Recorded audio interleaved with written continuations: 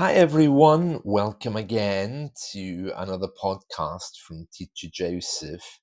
And today we're going to look at something very important in your journey of learning. Now, I had an email today asking me, Teacher Joseph, tell me, I'm coming to England. What's the best English school? Many of you in our classes are asking me, Teacher Joseph, what's the best book to read? What's the best TV series to watch? You're wanting to take. Give me. You're looking for this perfect utopia, this one thing which is going to make your English perfect. But I want to tell you, it's not about the taking, it's about the giving. Because the only way your English is going to become perfect is if you use it, if you start to speak.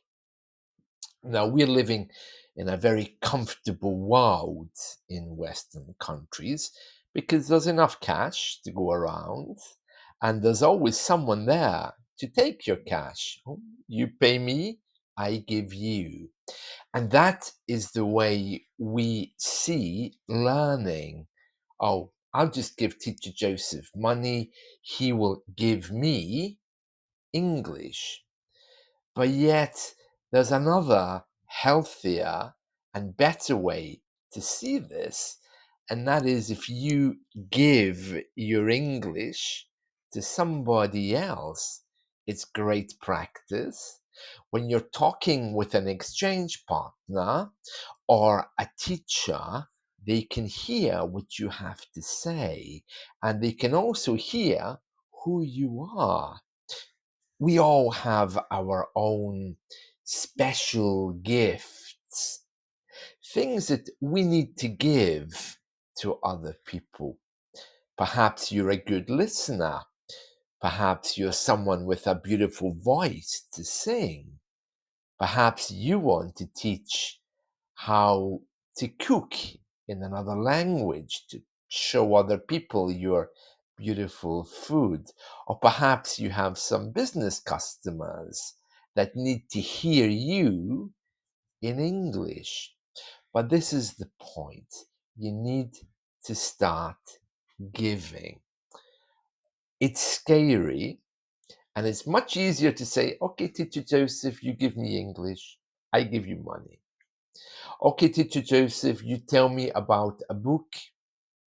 That's great. Teacher Joseph, you do another audiobook for me. I listen. It's great. But this is the world we live in.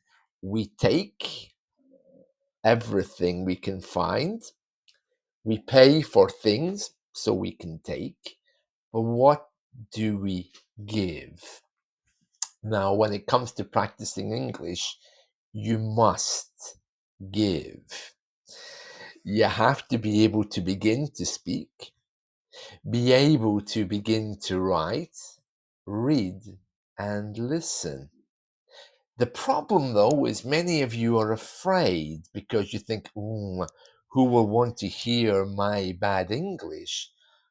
But unless you start to make sentences, unless you begin to give, your English isn't going to get very far. You know, every day I talk to students, and most of them want English. Give me, I want grammar, I want books, I want something. There's only, I think, less than 10 students that I have who actually talk. They talk, they have essays, they hear, and they know that they must practice. I had one yesterday, and he came and he said, okay, teach me English. I said, well, okay, what do you do every day with your English? Do you do anything? No, nothing. I said, okay, well, what can you do every day with your English? Don't know. So I said, well, why are you learning English? My company gives me free lessons. And I said, well, your English doesn't sound bad anyway, but what do you hope to get out of our lessons? So no, my company's paying for them. I don't care. He just wanted to take. If you really want to improve your English today, find a language partner, make a blog post. Let me explain something to you. Some of you know that I learn different languages, and one of those languages I learn is Dutch. Now, one of the key things that I've done is I went away and I made a Dutch blog about things I like. It's not a blog about language learning. It's not a blog related to anything I know about the Dutch world. It's just about me, things I like, my hobbies, my pastimes, things which make me excited. I made a blog in a second language, and why not? And when I do go to my Dutch teacher, I can ask him, I can say, can you check my blog posts, please, so I can see? I can go to Chat GPT, to AI, and I can say, okay, so can you check these, please? I have pen friends, people I write to every day in Dutch, so I can practice. And if I have a doubt, AI is there to help me. My Dutch teacher is there to support me, but I'm giving. And this is what I want you to think about. What's your balance between taking, oh, I want that book because it's in English. I want that perfect TV show. Which one is better, Downtown Abbey or The Crown? You would be surprised how often I'm asked that question. And that's great for your listening practice, but it needs to be balanced with how much you give. When you come to the teacher, open a conversation, ask him to give you a conversation. Even better, if you have a conversation prepared. If you don't, it's okay. Ask me, I'll give you a conversation. I can talk about anything. But the point is this, you need to be giving. And more of you are booking trial lessons. You come, I say, okay, so what do you do every day with your English? Well, do nothing. I take. I I want something from the teacher, like a book, or I want to know what TV shows are the best, but I don't do anything. I take. And I'm here to remind you that you need in your toolbox a language exchange person to hear you speak, a teacher to hear you speak so he can correct you. If you're into writing, bring up your passion, bring up what you want to write about. I have one student, she writes about aliens. I love that. I have another student who writes about food. Great, I love that too. I don't mind. But you need to give. And this attitude of teach me,